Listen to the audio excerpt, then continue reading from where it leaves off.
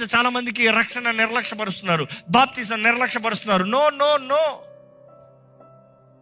దేవుని ఆత్మ సహాయం నీకు కలగాలంటే, నీ దేహము పరిశుద్ధాత్మ ఆలయంగా పిలబడాలంటే నీవు నమ్మి బాప్తిజం పొందో, పరిశుద్ధాత్మ వరమును నువ్వు పొందుకుంటావు.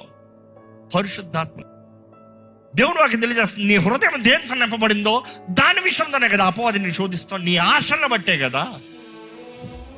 ఎలాంటి స్థలాల్లోకి వెళ్తున్నాడు అసలు? సంసోను పరిస్థితి చూస్తే, ఒక్క తను చూచాను, పెళ్లి చేసుకున్నాడంట, నష్టపోయాడంట, ట్రాప్ అయిందంట, మోసపోయాడంట.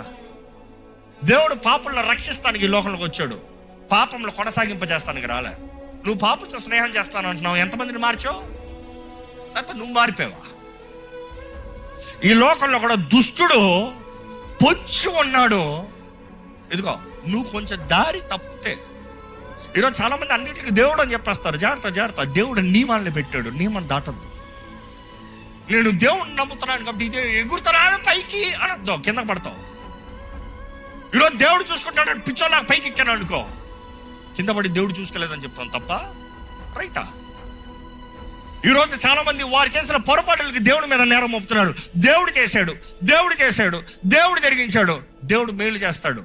కానీ నీ అంతటా నువ్వు నిర్ణయాలు చేస్తూ ఉంటే దేవుడు ఆపే దేవుడు కాదు. దేవుడు అంట ఎప్పుడూ నిర్ణయాల విషయంలో ఆయన జోక్యం చేసుకోడంట.